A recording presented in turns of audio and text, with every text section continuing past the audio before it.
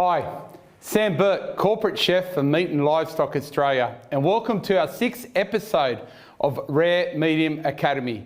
Today we're going to focus on something very close to my heart. It's how to perfect the perfect steak for your business. Whether it's butchery, a simple sandwich, takeaway, right up to fine dining, at Rare Medium Academy we have your back. Our team is here to create, educate and inspire success with Australian red meat, beef, veal, lamb and goat on your menu. So who is this program for? Well, it's for the food service professional, the chefs in the making, procurement managers, peak industry councils, producers and anyone who has a love for Australian red meat. About me, Sam Burke, corporate chef, MLA, 26 years in the business. 20 of them focusing on retail right up to food service and now as the corporate chef for MLA. So I live and breathe the product. I want to pay homage to the producer, the people that give us the wonderful product that makes sure we have happy customers every day, and that's our beef, lamb, veal and goat producers. Rare Medium Academy, the journey, what's it about? Produce at a plate, where we take chefs back to the source. They get immersed in the product and then create a dish right there on site which will inspire others. We'll talk a bit about that later. We've also got our pro tips where we give inspiration to help everyday food service professionals have success with our product on menu. And then we've got recipes to back you up, whether it be a function for thousands right down to a cafe lunch. But first, let's look at our grill masters. Seagrass Boutique Hospitality, the top of their game. We'll go into a bit about the business later, but our chefs, Executive Chef Sean Hall and Head Chef Scott Grieve are here to show us inspiration with how they look after one of the best steak restaurants in the country, Six Head. But first up, our corporate master butcher, Doug Piper. He's our resident butcher and he has an unstoppable passion for red meat. Today, Doug is going to showcase the rib set live at Woko Station at Macca's Great Australian Beef at Gloucester on the east coast of New South Wales. The standing rib set is a versatile cut. We're going to take a deep dive to help you have success with it on menu.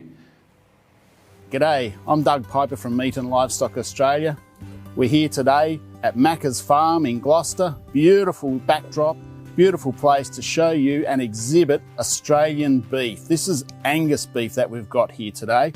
This is grown here on the premises in Woko Station.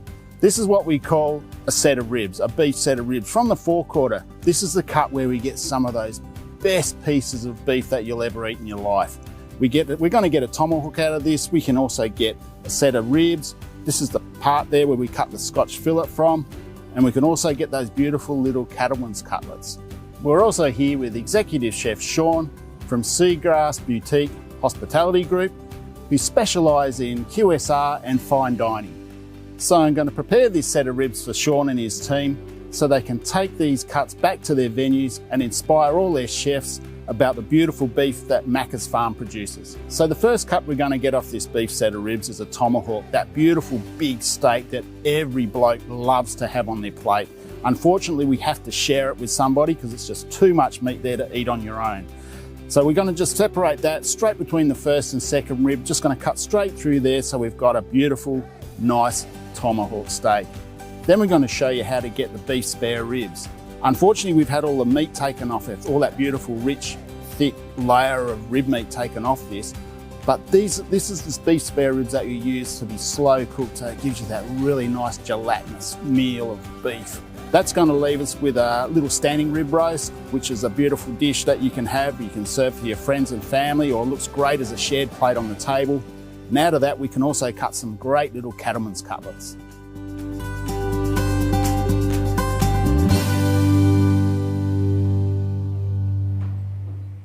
Well, there he is, Doug Piper, a legend when it comes to Australian red meat in food service. He's our resource based right here in North Sydney, and he's always available to help food service out with any inquiries they have as well. reach out to us at Rare Medium Academy and we will put you in contact with our master butcher. Now coming up, Seagrass Boutique Hospitality. These guys are at the top of their game, whether it be fast service QSR restaurants with ribs and burgers, right up to great casual dining, butcher and farmer, meat and wine co, and then their pinnacle restaurant, Six Head. We have liaised with the kings of red meat. These guys are the grill masters. Now, first up, we're going to talk to the corporate chef of the whole organisation, Sean Hall, who comes from Johannesburg and has beef in his veins. He's going to talk to us about the attributes of both dry-aged beef and wet-aged beef, along with some stories about how he came to the position he has today. Let's go to Sean, live at Six Head, Sydney. Welcome to the iconic Six Head Steakhouse, right here at the Rocks in Sydney Harbour. And to my right, I've got a gentleman that needs no introduction, Executive Chef of Six Head, Sean Hall, who actually has beef in his veins when he was raised in his grandfather's farm back in Johannesburg in South Africa. Chef, welcome to Rare Medium Academy. Perfect. Thank you very much for coming to Six Head. So yeah, as you've mentioned, obviously growing up on a beef farm in South Africa, beef's instilled in me. From a very young age, I got to understand the process, the feeding lot, and also get to appreciate it. I think from a very young age, biltong was part of my diet, having that before sweets and all of that. So I love beef, I love the process, I love the flavour, and that obviously set off for my career moving forward. I left Johannesburg at the age of 22, moved over to the UK, spent my first 3 years in the Lake District, working with a very, very passionate Scottish chef, where obviously everything was instilled in me. Understood the process of fruit, veg, meat. But what was great is working with Scottish beef and understanding the flavour profiles, obviously coming from South Africa. Spent 6 years with the Jamie Oliver Group, where I came over to Australia and then started my journey with Seagrass Hospitality. Bradley Michael, the CEO and the founder, is obviously South African himself. Very big love for beef. And I think our business has been set around beef. So we obviously had a great opportunity to launch Six Head, work with some phenomenal suppliers around Australia. And during the lead up to Six Head, we were able to get some big primals in and start aging the process, aging the meat and understanding the process a bit better for Six Head. So Sean, that's what brings us to our next segment today, the unique attributes of dry-aged beef and wet-aged beef. Now here at Six Head, they're famous for their dry-aged beef. So I want to learn a bit more about it, Sean.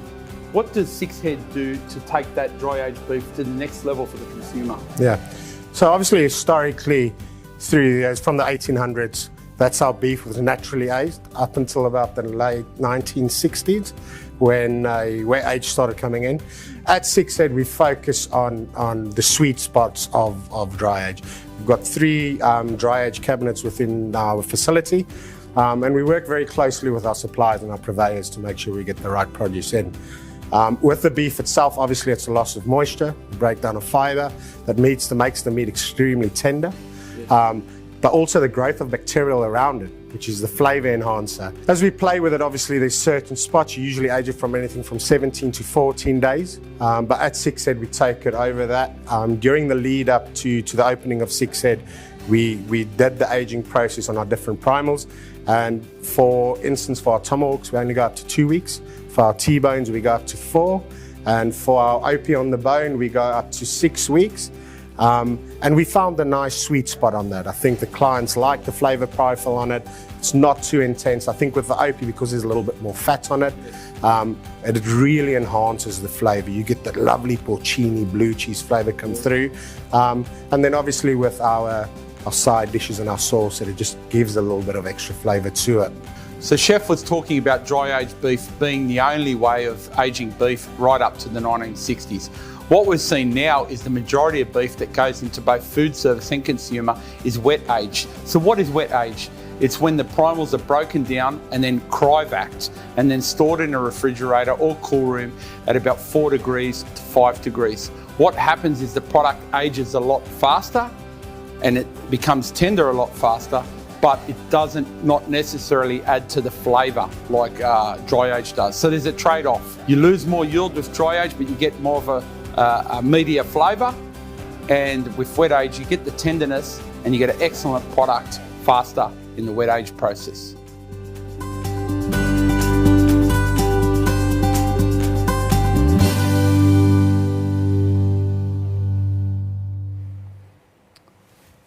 Well, I hope you got some good ideas and some information that'll help you in your business about wet aged and dry aged beef.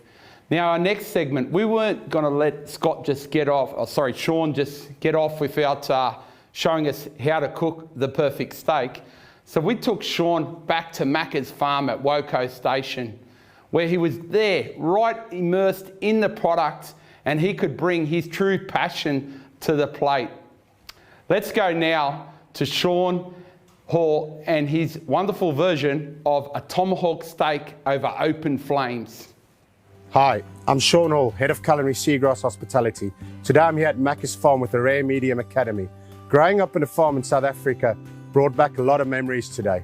We got to experience the cattle live. Macca himself took us on a journey to understand how the cattle are bred, fed, and how it ends up on the plate in the restaurant. Today I'm going to talk you through how to cook the perfect steak. We've got this beautiful tomahawk from Macca's Black Angus, 150-day grain fed. Let's start the journey. When cooking the perfect steak, there's 3 steps to it. Preparation, the cooking itself, and then the resting. Today, I'm going to show you how to prepare this beautiful piece of meat, cook it on the open fire, and rest it up. Step 1, you want to take your steak out an hour before serving. Season well. The reason for this is you want an even and consistent cook through the meat. Step 2, make sure your pan or your fire is extremely hot. You want to continuously turn your steak while cooking to ensure that the cooked steak is cooked evenly. For me as a chef, I prefer to cook my steak rare to medium rare, so it contains its juices and you don't get any toughness on the meat itself. Step 3, and probably the most important step of this whole cooking process, is to ensure you rest your steak. A lot of people miss this step, which causes the meat to be extremely tough and chewy. The reason you rest your steak is you want the muscles to relax. How I usually do it is I hit it with a little bit of olive oil and lemon juice, and then right before serving, just put it back on the flame, bring the meat back to life, and then serve. Enjoy the perfect steak.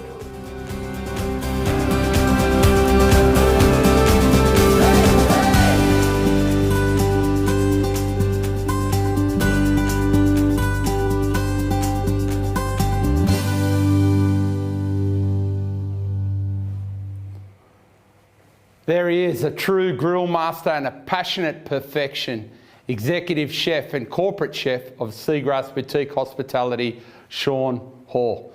Now our next guest is his right-hand man. This gentleman grew up in the UK in a small rural town, learning about the passion of produce from his grandfather. He's had an immense culinary journey, as well as working as a butcher in his younger days, and pushes the boundary of innovation to every dish. It's the head chef of Sydney's premier steakhouse, Six Head, Scott Grieve. Scott's going to walk through with me on his career, and then we're going to talk about, both of us, the attributes of grass and grain-fed beef, branded beef, and the World Eating Quality System, Meat Standards Australia. Let's go back to Six Head with Scott Grieve, head chef. Hi, Sam Burke, corporate chef for Rare Medium Academy. We are here live at the iconic Six Head at the Rocks in Sydney. Now this restaurant has really been shaking it up in the dining scene here in Sydney, and we've got the head chef to my right, and we're going to talk all things steak today. Scott Grieve, how are you? I'm good, thank you, Sam. So mate, what a venue. How do you become the head chef of Six Head? Talk to me. Talk to me about your history. So basically, I started in the UK. I used to work for Jamie Oliver for 8 years. Got the opportunity to come out to Australia after I'd opened a few restaurants for them. Started off with 5 in the UK and went up to 30. Came to Australia, and luckily enough, Sean, who I used to work with, who's executive chef for Seagrass, asked me if I want to come and open this beautiful venue. Couldn't really turn it down, to be honest. It's amazing. I'll tell you what, everything I see on social media about this just makes me salivate, and it's just about time we came together. The meat chef for Australia and the legend behind the grill. So today we're going to talk about the unique attributes of both grass and grain-fed beef. Let's start off with grass. What I love about grass-fed is you get that nice yellow fat in the skin, and that comes from the pigmentation from the grass that the animals eat, and it's actually got carotene in it, so that's what gives it its colour. And then you've got that nice earthy, robusty flavour in grass-fed steak. Grass-fed beef tends to vary in its flavour, texture and tenderness, and that's because of different tropical breeds in the grass all around of Australia. It's our job here at Rare Medium Academy to help chefs have a great understanding of what they're cooking. How do you do that here, Chef Scott, with your team?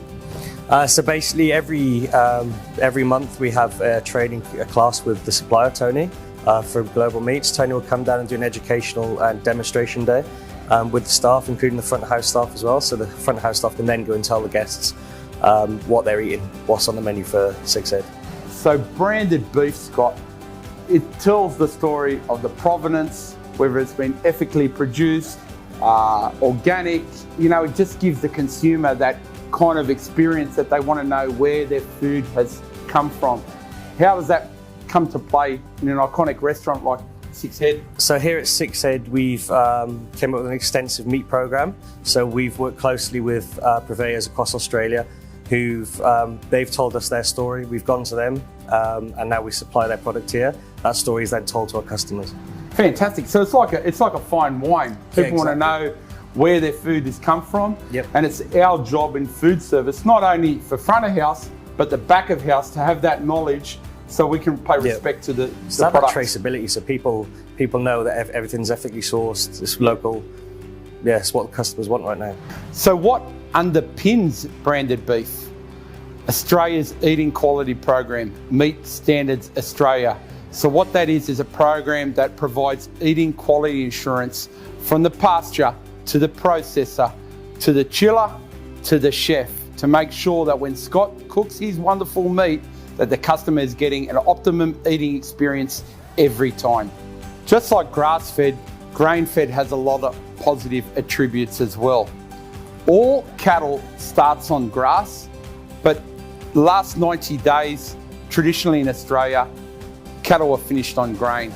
So depending on the ration or what the animal's eating when it's finished, can depend on the marble score of the animal. So what we find with grain-fed is that there's a lot more consistency, the fat is a lot wider, and we tend to have a lot of more marbling, which is intramuscular fat, which adds to tenderness when cooking. Obviously, Scott, you serve both grass and grain-fed. Talk to us about some of the unique attributes of grain-fed beef here at Six Head. So the grain-fed beef that we're using at Six Head is a higher marble score. So we're using a marble score 9+ product at the minute from Miura. So basically they feed the animal lollies and chocolates at their last days of feeding. Wow. So the product we get then is a marble score 9. By the time that's cooked down and the fat's melted, it's amazing. Out of control.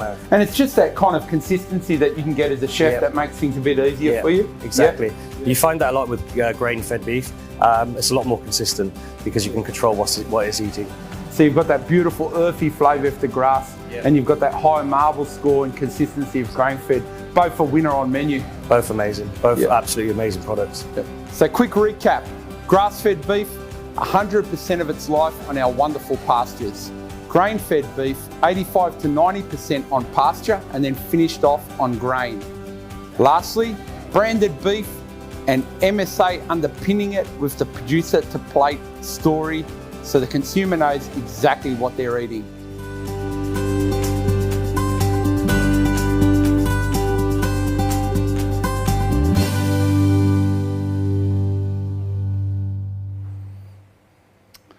Well, there you go. Grass and grain-fed beef, both very special and have their own unique attributes. Now, we're going to go back to Woko Station, but before I do that, I'll talk about when we took Chef Scott and Sean out to see Macca's Black Angus farm 2 months ago. The thing is, when we're in kitchens, we often get caught up with the stress, the hustle and the bustle to get the job done for the customer. Every now and then, chefs need to take a breath of fresh air, go back and educate themselves so they come back with a better story for the customer. This is what I found when we took these chefs out of their busy everyday environments and out to the farm. They learned about the husbandry, they learned about the land management, they learned about the passion from the farmer, they learned about the cut for cook utilisation with the Meat Standards Australia program, they learned about butchery from Doug. So that's what Produce at a Plate's about, taking the chefs that are putting in those 70 to 80 hours back to the farm, giving them a breath of fresh country air and learning about the passionate producers of Australian beef, veal, lamb and goat. And that's what Produce at a Plate's about. And I'll talk to this after Scott's steak recipe back at Woco Station. Let's go, Scott Grieve. Show us how you do your steak, mate. Hi, my name's Scott Grieve. I'm the head chef at Six Head in Sydney. Today we're here at Macca's Farm with Rare Medium Academy. Today I'll be cooking the ribeye on the bone. I'll be simply seasoning it with moulded sea salt to help bring out the flavour, and then it'll probably take about 20 minutes on the grill, then another 10 minutes to rest it after that. So today with my steak I'll be serving a charred gem salad with green goddess dressing, toasted nuts. We've got cauliflower in the pizza oven just marinated with some Café de Paris butter. And then also we've got some corn on the grill, which I'll just serve with some fermented chili. What better way to let the steak be the hero of the plate than serve it with some simple side.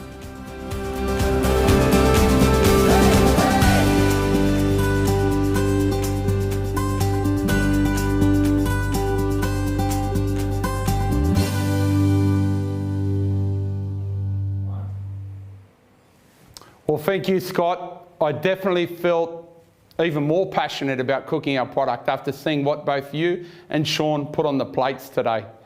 Now, question time. We've had a lot of questions come through email, so I'm going to go through them very slowly and make sure that we cover them off.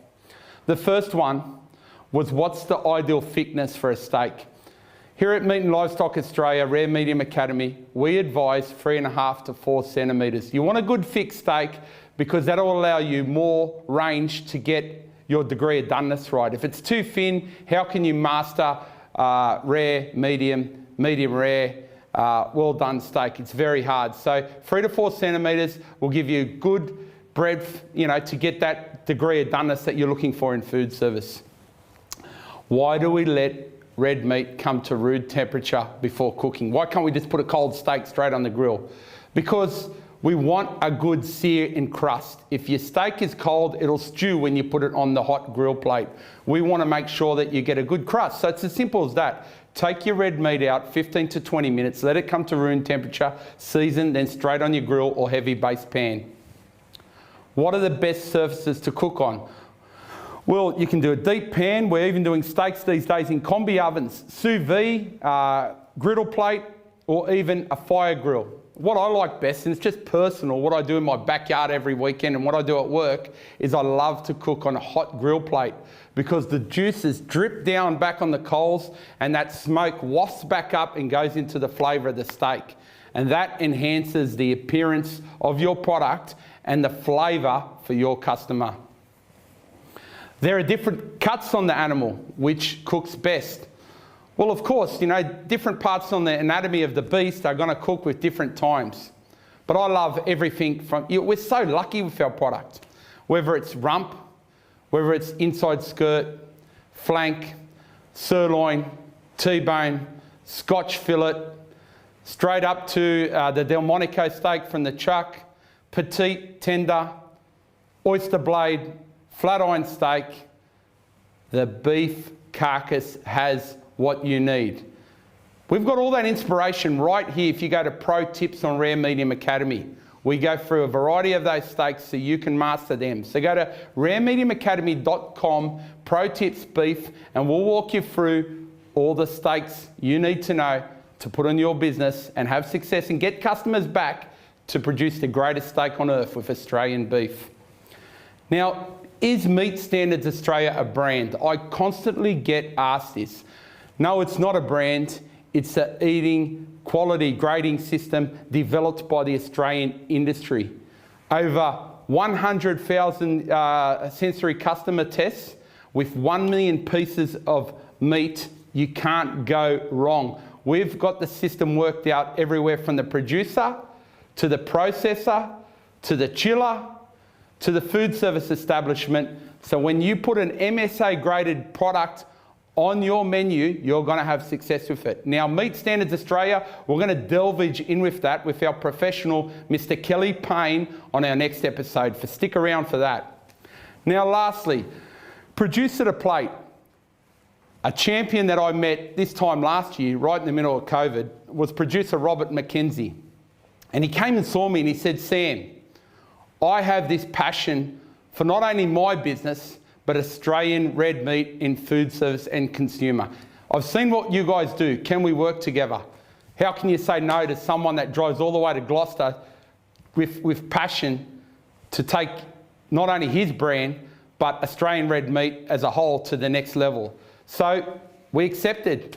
We took 3 of the leading chefs from Donata, Australian Venue Company, and Seagrass Hospitality back to the farm where they got immersed in the product to produce the greatest dishes on earth right there at Woko Station.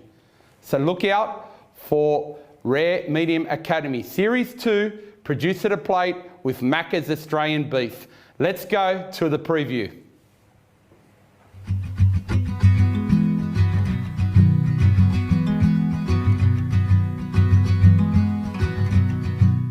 Hi, Sam Burke, Corporate Chef for Meat and Livestock Australia. Welcome to the Producer to Plate Rare Medium Academy Beef Series, where we take leading food service professionals back to the source to learn what goes into the greatest meat on earth, Australian beef. Welcome to Macca's Black Angus, right here in Gloucester, New South Wales.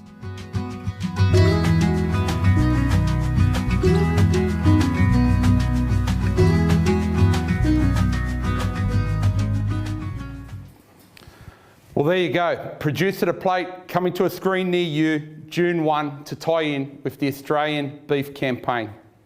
Now, Rare Medium Academy, please don't forget, go to it, raremediumacademy.com, and we'll have all the recipes for today underneath our recipe section. Our pro tips section is there to guide you through tips on Australian beef, lamb, and red meat over flames.